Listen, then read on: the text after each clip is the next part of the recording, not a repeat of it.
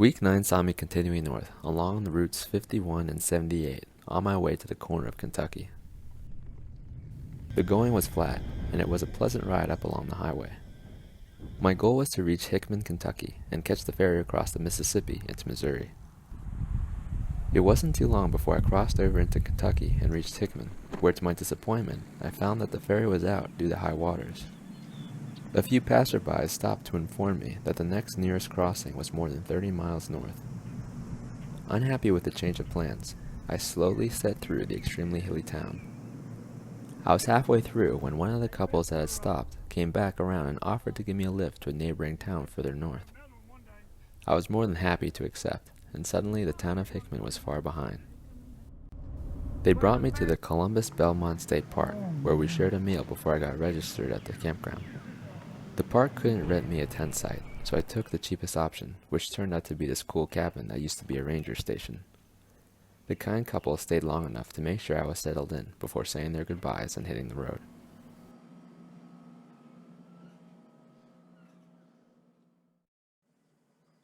The next morning I once again set out to cross the Mississippi. My route took me through narrow back roads that were filled with hills, giving me an occasional view. Once I reached Wycliffe, I made the unpleasant journey across the two very narrow bridges.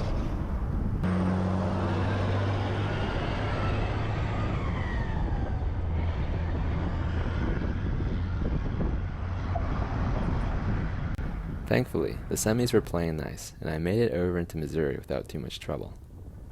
Once over, the wind hit me, slowing my progress to a crawl. I was already telling myself that my goal of Dexter, Missouri wasn't going to happen that day. I was able to get off of 61 in favor of some back roads that eventually turned into gravel. It was on one of these roads that a local stopped by and after talking for a bit, offered to take me into town, which I gratefully accepted. He bought me lunch, and he and a friend helped me out with planning the next leg of my journey, as I had been unsure up until that point.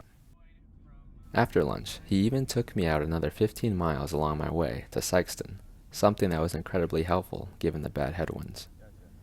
After relaxing for a bit in town, I decided to get back on the road to Dexter, as it was still early in the afternoon.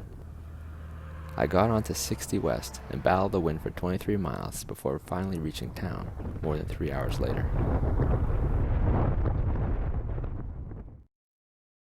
On Wednesday, I got on the road to Arkansas.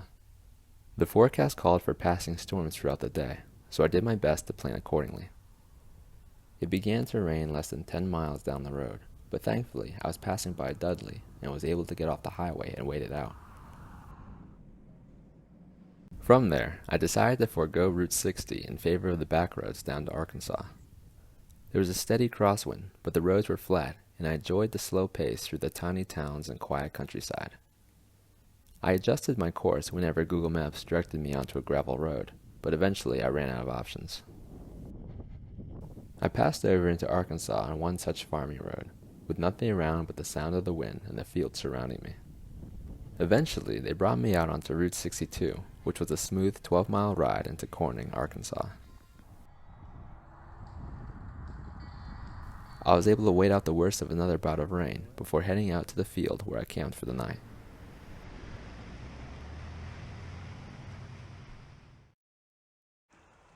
The rain continued throughout the night and into the early morning. I had decided to skip a full rest day this week in favor of taking shorter days with less miles. With that in mind, I headed back north to Poplar, Bluff, Missouri, only 33 miles away.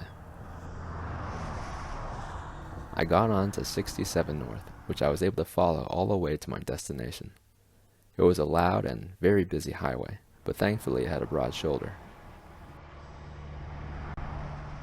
I reached Poplar Bluff shortly after starting and hung around town, enjoying my early day off the bike.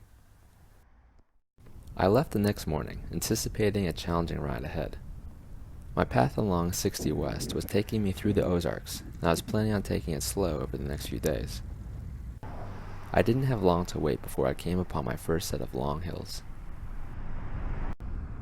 After that, it was much the same throughout the rest of my ride to Van Buren, Missouri. Thankfully, Route 60 has a wide shoulder, which allowed me to comfortably take my time, pedaling along the many sloping hills deeper into the Ozarks.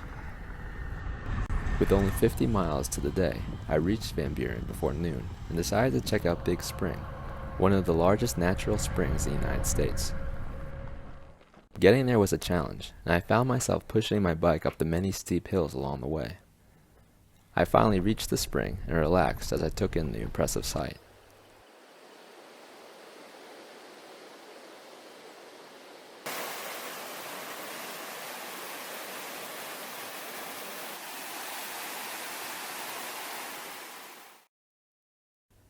I headed back to town not too long after, and found my way to the campground that had been recommended to me by the man from back near Sykeston. I enjoyed the rest of the evening, sitting by the beautiful Current River before turning in for the night. June 1st dawned a cold and foggy morning up in Van Buren. I hopped back onto Route 60 for another day of highway hills. It was oddly calming, already knowing what was in store for me. I made steady progress and the day passed smoothly. I had just gone off the highway when a passing storm caught me by surprise. Thankfully, I was able to race for cover and wait it out before finishing up my ride in Willow Springs, Missouri.